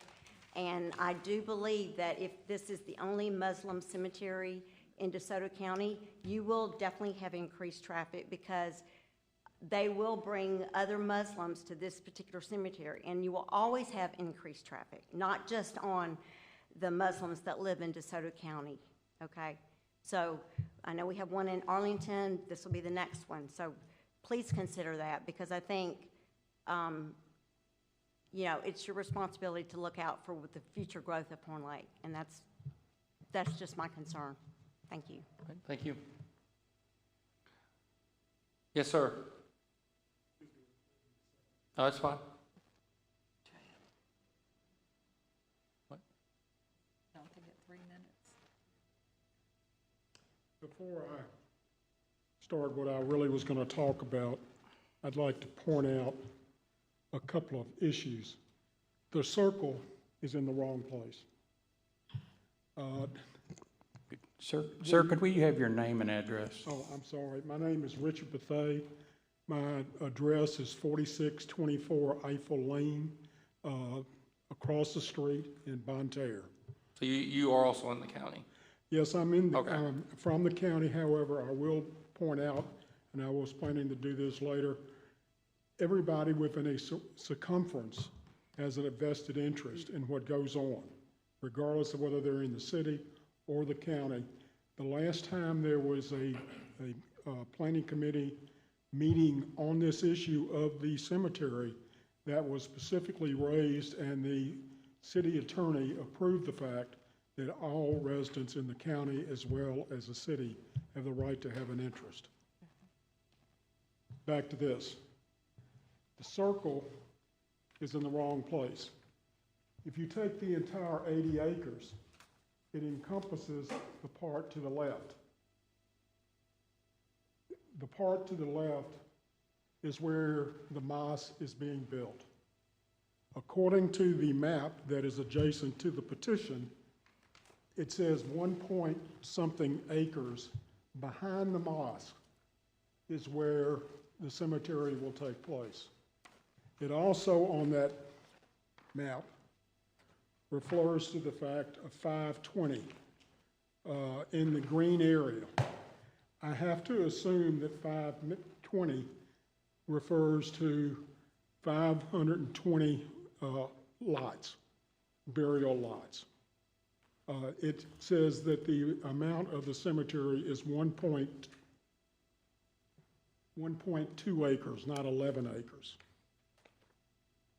I thought I would just state that as clarification. You can see by that it fills in the other portion. Another point of clarification is that when this property was originally purchased, it was purchased obviously without the purchaser doing his due diligence and trying to determine what the local laws were. He could have determined at the time that this was a agricultural residential zoning. He could have determined at the time that it did not have proper zoning for a cemetery. That he did not do. He came into the area. The first application or site plan that he filed showed that he was going to do residential. It actually shows residential lots. Then he came and he changed that to get a zoning change to do a cemetery. The cemetery, if you can go back to the other screen, was on the right-hand side it's on the right-hand border of the 80 acres, approximately where it says graphic design or graphic scale. That was what was turned down, and it was bigger. The cemetery area was bigger. That's what was turned down by the Planning Commission and I believe also the Board of Aldermen. Later, he did not apply at that time for the mosque. The mosque came later. It was a separate application. It came in later and it was placed where you see it today. That was turned down as well, and that's what they took to federal court. They did not take the cemetery to federal court. It is a different issue. The mosque does not involve any change in the AR. AR includes you can include a church, a place of worship. I think the federal court probably relied on that because it said this was an application on the federal court side for a structure, a mosque. If you look at the actual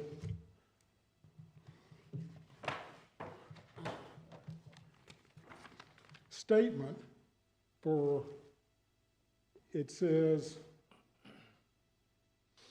under church, the definition of church, and this is from the city, it says a building used principally for religious worship, but the word church does not include or mean an undertaker's chapel, a funeral building, a religious educational institution, or a parochial school or daycare center. All that is stated and could have been available to the purchaser of the property prior to ever buying this property. The purchaser, in my opinion, has piecemealed this. He still have other land, and the other land, believe me, is going to end up as a petition to create a school. Now, it would be a religious school, and the question is that coming before the board later in another year? At one point in all this negotiation and going before the Board of Aldermen, the individual involved, who is the developer, stated that if it were approved for the mosque, he wouldn't develop any more of the land for the next 5 years. Here we are within 6 months, I believe, of when the federal court ruled.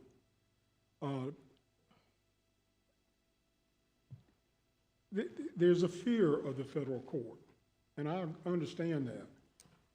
But I'm trying to look at what I think a judge might look at. This time, he would be looking at changing an existing law that is, or an ordinance that has been in effect probably since 2003, when the study was done creating the different areas, making this an AR zoning.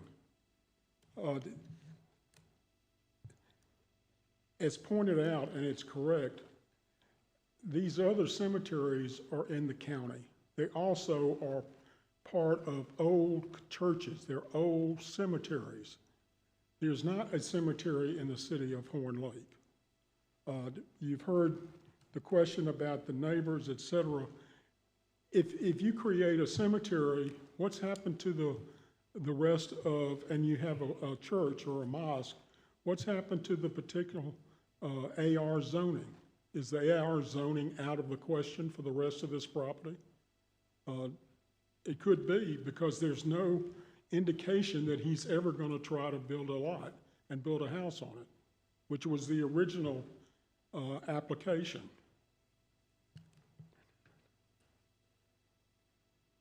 I'd like to answer a few questions that were raised by you with regard to Arlington.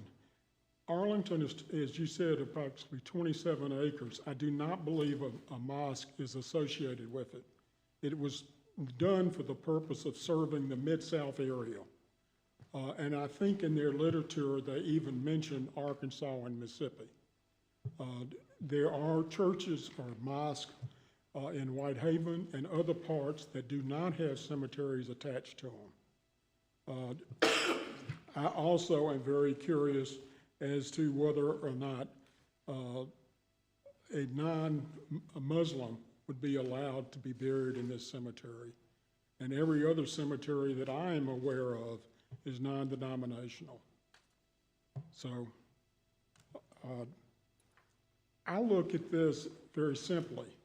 If you live in a residential area, would you like a vacant lot that's down the street become a cemetery and have the zoning changed just to make it a cemetery? I'm an Episcopalian. I'd vote against it. I think most people would. And I thank you for your time. Thank you, sir. All right, do we have any other comments, questions, or discussion up here on the commissioner or in the audience? All right, this public hearing is closed. All right, do we have a motion? I motion that we table this until we can get some of our questions answered from the owner. Second. We have a motion and a second. Any other discussion? Roll call, please. Commissioner Egner, Yes. Commissioner McGann, yes. Commissioner Mercer, Yes. Commissioner Little, Yes. Commissioner Stokes, No. Commissioner Vidal. Yeah, table. All right, the motion carries. This has been tabled, and we will have a table till, I guess, until the applicant can get the owner and everything. That's correct. I mean, it could be as soon as May 23rd, but I'll check with them and see if they can give us a timetable as far as when they would be ready to address questions. All right, thank you. All right, moving on to our next case. Case number 2065, a request for a site plan and design review for tidal wave car wash land use to be located at 4140 Fountain Lane in Horn Lake by OLP Wash Partners LLC, developer and land owner, and Atlas Technical Consultants Engineer Company on land that is zoned planned unit development consisting of approximately 1.15 acres plus or minus. All right, Mr. Barr, you're on right now. Thank you.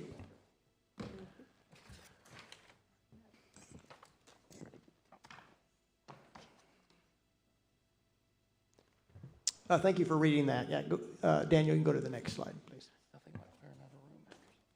Yeah, so this is a different case than like what we had before, because we had the conditional use and we had the PUD amendment.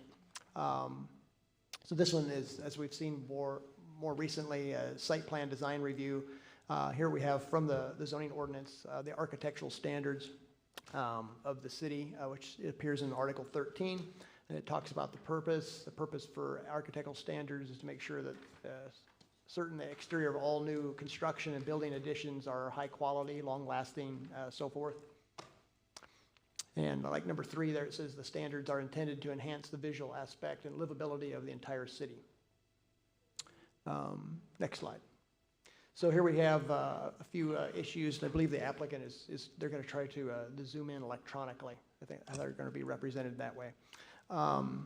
But here we have, so what I do with the site plan design review, I divide it into 3 sections. We have the architectural design standards, the site plan, which is kind of the layout, and then the third part is the landscaping portion. So here we have building design standards. What's proposed as labeled on their supplied plans is sheet metal for the roof, and the standard is unadorned, pre-stressed upright concrete panels, unfinished concrete block, galvanized or unfinished steel, galvanum, or unfinished aluminum buildings, wall or roofs, and pole-type building materials are not permitted as primary exterior building materials. So to me, it appears when I do, just a visual research of what's proposed. If you could go back there, Daniel. Yeah, thank you. It appears the galvanum is the proposed as the roofing material, thus not allowed.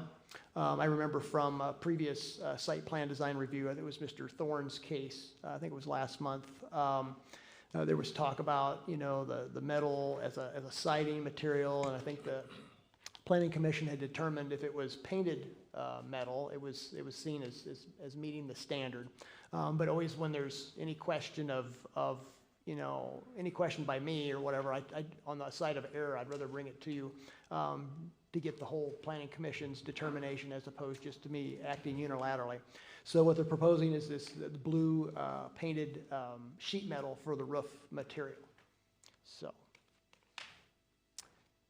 on this one here, still building design standards.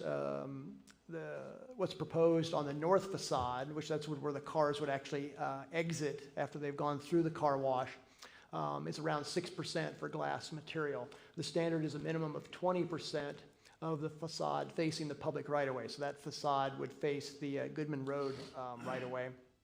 And that the percentage is 20% shall be glass.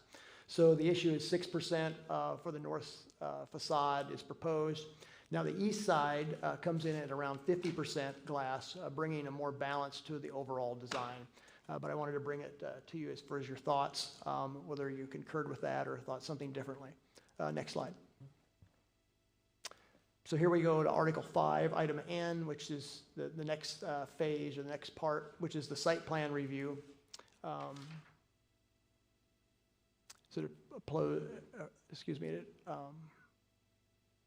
So yeah, it's required for approval as well.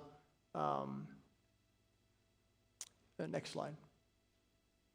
This one here, it says if you do approve, the site plan approval is good for a year. That's why I keep that slide in there. Next slide. So here we go with site plan. The item here is item 1 here. This applies to vehicular areas. And so on the plans that were submitted, there are some exterior lighting is shown, but not any details provided or seen. The standard is that illumination shall be fully shielded so as not to produce glare on abutting lots or public streets. Light levels shall not exceed 0.5 foot candles 10 feet beyond the subject property line. A photometric analysis of vehicular area lighting levels shall be required and reviewed by the Design Review Commission, which this is also, the Planning Commission is acting as the Design Review Commission, or its designated agent for compliance with the standard. So the issue is to provide exterior lighting details from the applicant. And then item 2 here, stormwater management plan proposed is subsurface drainage is proposed for the site. But I don't know if the data was there. The applicant has said it is there, whatever, so maybe they'll be able to clarify for all our behalf. The standard is to provide a stormwater plan and provide calculations for engineering to review and approve. So staff would ask to provide the data for review and approval by engineering. Next slide, please. The number 3 here, this is from section 3489E of the subdivision regulations for sidewalks. Now the plat for this particular same site has already been approved by the Board of Aldermen. That was done earlier this month on the 19th, and it did include a requirement to add the sidewalk, and they did revise that. As a matter of fact, I saw the revised plat, and they do have a note on there that there would be putting the sidewalk on the very south end in the Fountain Lane right away. But I always just wanted to concur with this as well because I didn't know what they would do as a result of coming from the Alderman meeting. So the requirement is for a sidewalk. And then on this particular site plan, it shows the proposed traffic flow with the blue arrows. So then we get to the last third, or the 3 sections, that has to do with the landscaping and screening. Number 3 there says, landscape and screening areas required by the city shall be provided and maintained permanently by the property owner or their designee. Next slide. So here there's a lot of material here. Basically it's talking about streetscapes. I'll go to my own paper here. Since that's a really small font, I wanted to keep it on the one page.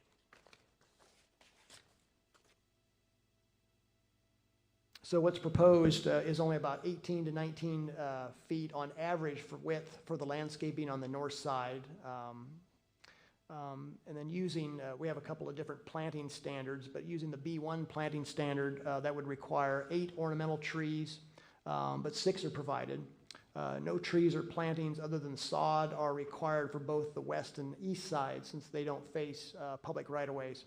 But shrubs are proposed for the west side, and a mixture of shrubs and ornamental trees are proposed for the east side, thus exceeding the planting standards for the site. For the south side, 6 ornamental trees are required, but none are proposed. But again, using the proposed ornamental trees from the east side of 6, where none are required there, this brings a balance to the property overall. So the streetscape type that's being involved here is type B. The city has 3 types, A, B, and C, but in this case it's streetscape type B. Shall be required when parking is not present, but a vehicular drive aisle is located on the lot adjacent to the streetscape and shall consist of a 25-foot wide area. Planting shall consist of either B1 or B2. The B1 standard consists of 1 major shade tree planted every 80 feet accompanied by a single staggered row of evergreen shrubs, and then supplemented by 3 ornamental trees planted 20 foot on center between each pair of shade trees. This type should be used to maintain continuity, let's try that, of landscape within a unified development. And then B2 consists of 1 major shade tree planted on every 40 feet, accompanied by a single staggered row of evergreen shrubs and a berm 3 feet in height. So the B1 standard seems more applicable in this particular layout or design. But staff is actually supporting the proposed design because they bring balance from what they're proposing on the east side. But we would entertain a clarification from the Planning Commission as far as your thoughts there. Next slide.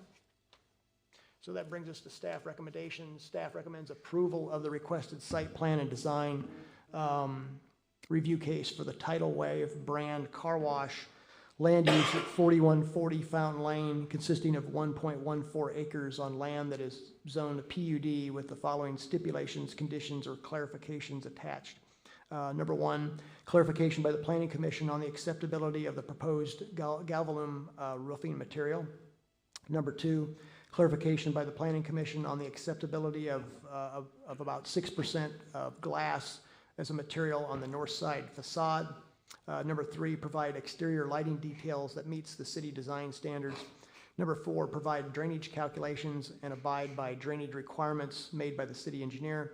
Number 5, design and construct a 5 feet wide sidewalk on the south side of the property in the Fountain Lane Road right-of-way. And number 6, clarification by the Planning Commission on the acceptability of the proposed plantings for the north and south sides. That would conclude presentation. All right, thank you, Director Barr. Do we have any questions for Director Barr? All right, do we have the applicant?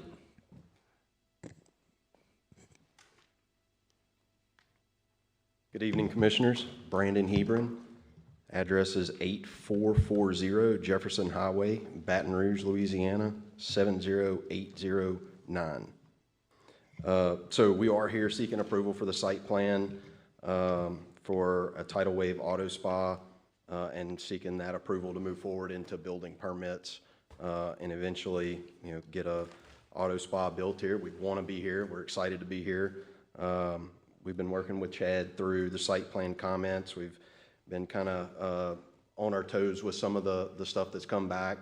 Our access is not from Goodman, so it's not from 308, so it's not going to be a traffic issue. We're accessing from the brand newly or the recently built Fountain Lane, and I'll quickly go through the comments. So for Article 13F, Commercial 2A, which is the roofing material, I spoke with our architect, and he assures me that that roofing material is pre-finished sheet metal roofing with blue paint with adorned architectural trims like the ridge caps, the soffits, the fascia, the gutters. And when going back and reading the code, it appeared that from the wording in the code that the unfinished type of building structures is what you were trying to avoid. And just wanted to reiterate that Tidal Wave, the intent is to choose building materials that are going to last a long time, be easy to maintain, and still look new and clean. So those are the type of materials.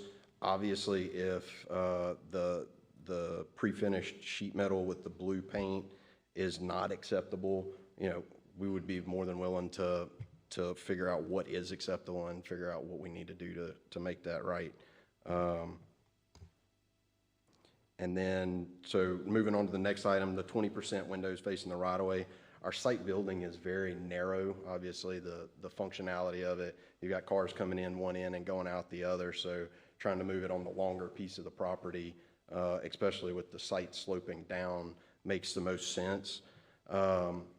The front facade facing Goodman, based on the way the site falls away, is going to only about probably the top half of the building will be visible if you're looking perpendicular from Goodman.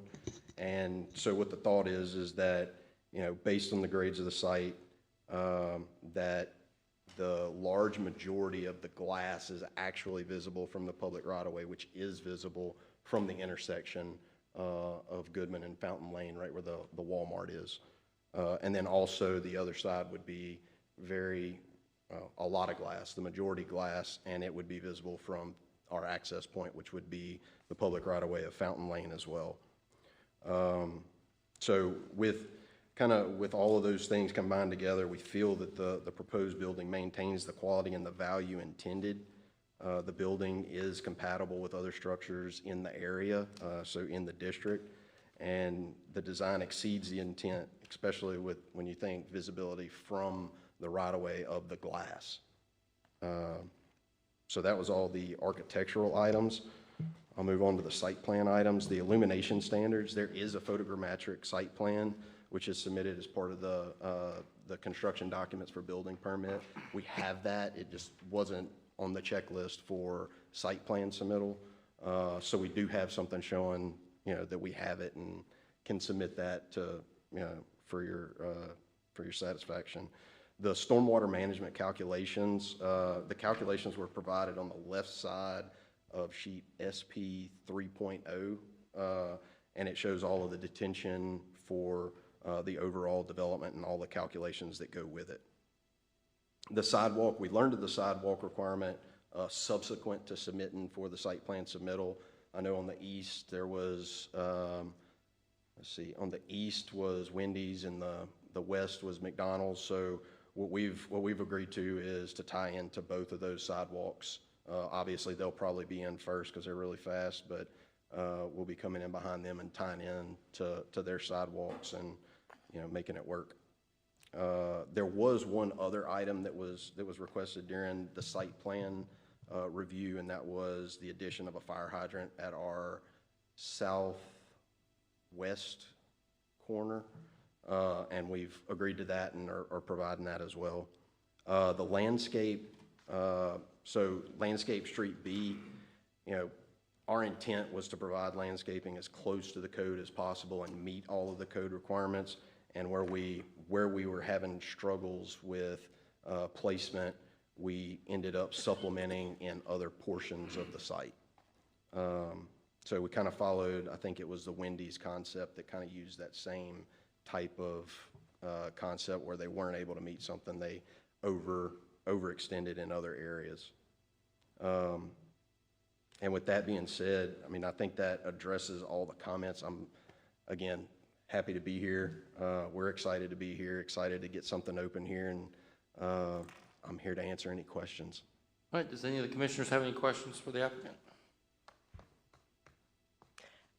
I've got a question and a comment. You knew I did. Are you married to that bright, loud, eye-piercing blue of the roof? I think it's tidal wave blue is what it's called. It's bright. It's it's really bright. And if you look at the one down the street at Goodman and close to 51, almost the same color blue. And you can see it probably from space. Is it popular? It's what? Is it popular, that blue with getting people attracted there? No. No. Then you have one that's literally across the street from here, and that one blends in very well. It looks really good. I like that one. But that eye-piercing blue is just painful. And the funny thing is, that's my favorite color of blue. My favorite color, period. So that's the ironic part. But, as a roof, it's a little much. It's kind of industrial to me. So my comment is going to be, as a planning commissioner, I was one of the ones that was against it. 17th car wash of any type to come into Horn Lake, okay? And since the Board of Aldermen approved your application to come in, they have literally been roasted on social media. It's been ugly. And so I want you to be aware of that as you do this, because they're putting themselves on the line for you. So I want you to keep that in mind as you make these decisions and make sure that everything goes like it's supposed to go. Yes, ma'am. And see if we can find another color of blue. Well, another color, just not blue. Any other comments, questions? All right, do we have a motion?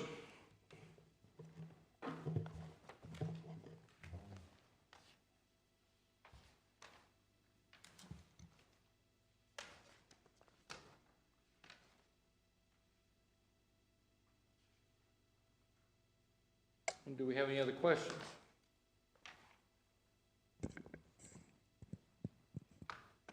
Sorry, I had to find it in the packet. After review of the application case number 2065 SPDR, the Planning Commission approves of the requested site design and landscape plan for the commercial car wash with the brand name of Tidal Wave at 4140 Fountain Lane, consisting of 1.14 acres plus or minus on land that is zoned PUD with the following stipulations, conditions, or changes attached, and that is 1 through 6. A second. Okay, we got a motion and a second. Any other discussion? Roll call, please.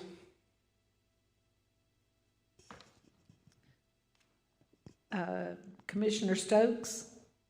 Yes. Commissioner Mercer? Yes. Commissioner Little? Yes. Commissioner McGann, yes. Commissioner Egner? Yes.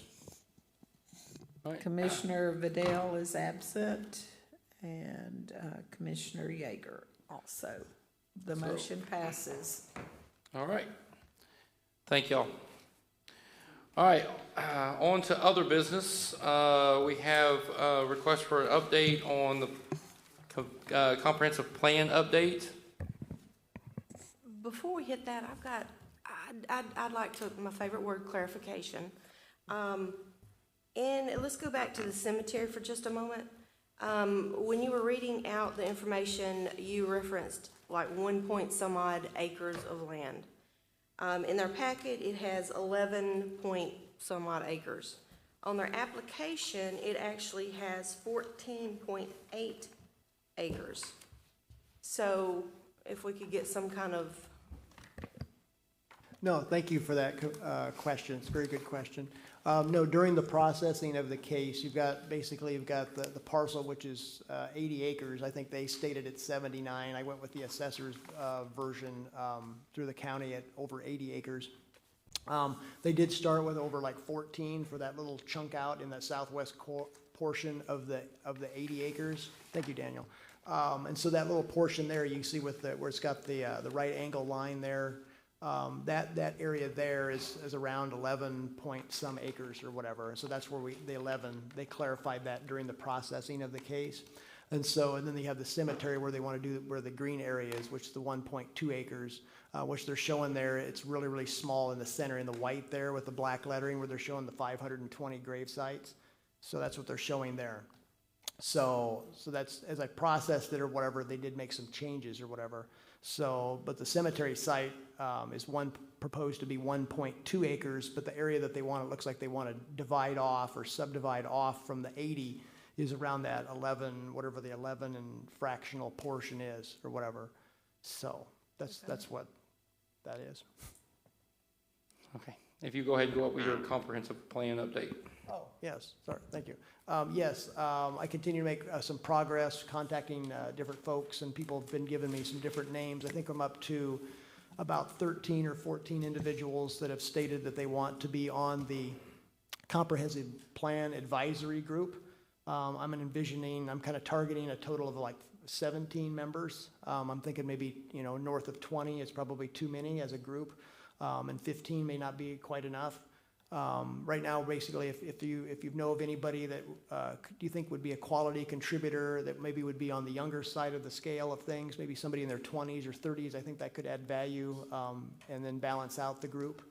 Or basically, I'm kind of expecting from the planning consultant basically they wanted to update some of the numbers since there was no hard contract written or agreed to back from 2 years ago. So I'm waiting for new numbers from the consultant, and when those come in, I'll take those to the alderman for approval and basically start a contract. And once we have a contract, I think that'll give us a beginning date as far as the official, kickoff as far as updating the comprehensive plan. Okay. And then item 2, discussion and review of processing of certain cases and CU cases for the ECMS. Yeah, I put that on there because it's almost not really a study session, but I just wanted to throw it out there. Think of that as that item 2 is 2 parts. The first part is processing of certain cases. My experience has been, because I've been with several jurisdictions, some counties, some cities over the years, at least when we did like site plan design review, that most of the time that didn't actually go before planning commission. It was held within staff as an administrative function or whatever.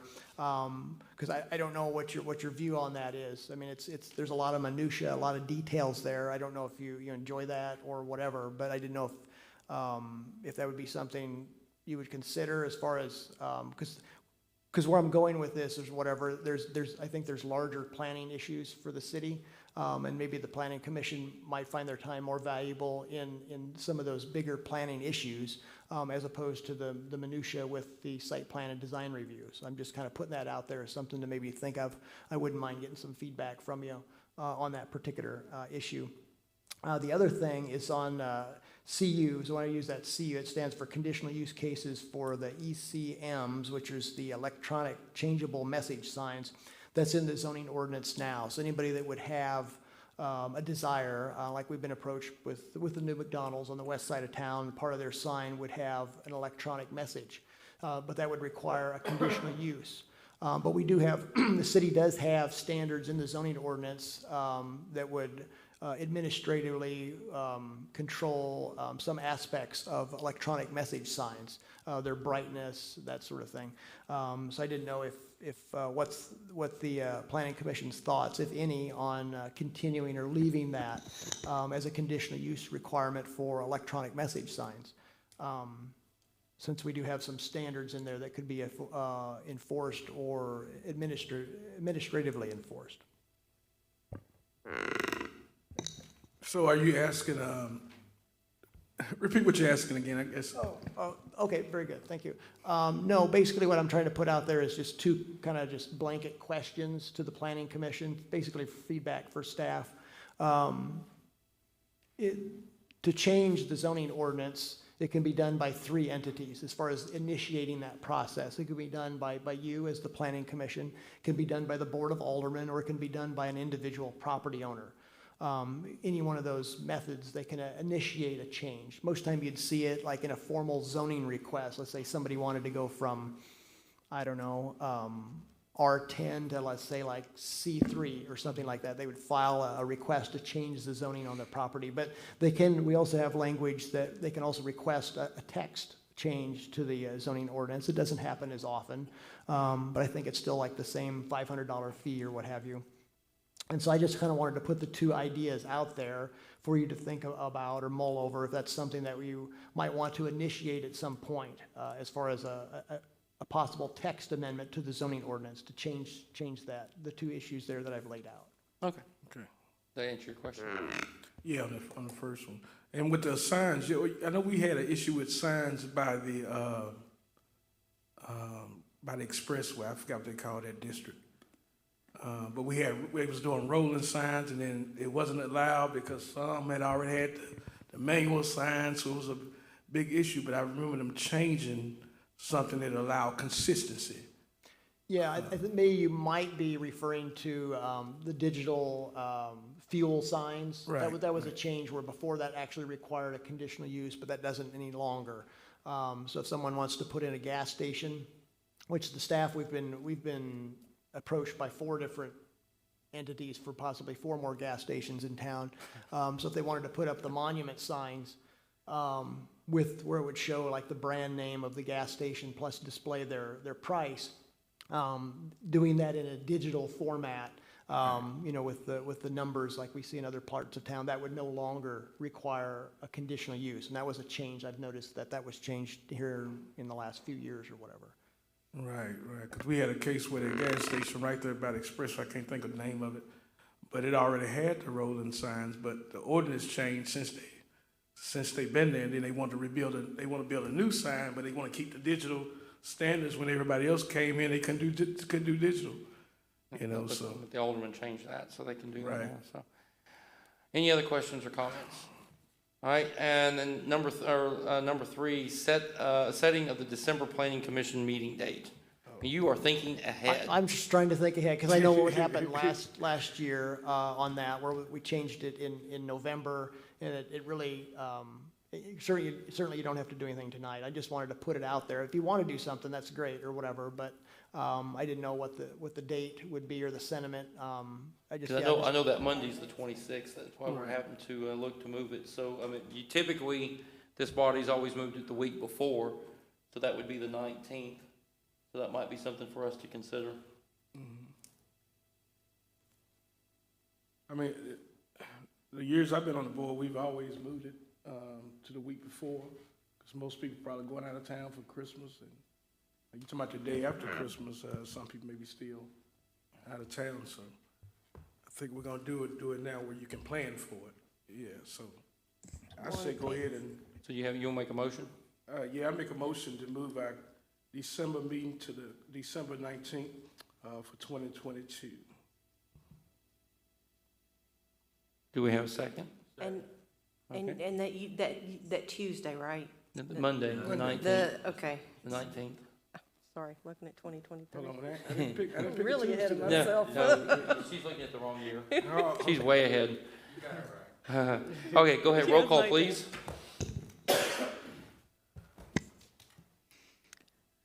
Commissioner Egner? Commissioner McGann, yes. Commissioner Mercer? Aye. Commissioner Little? Yes. Commissioner Stokes? Yes.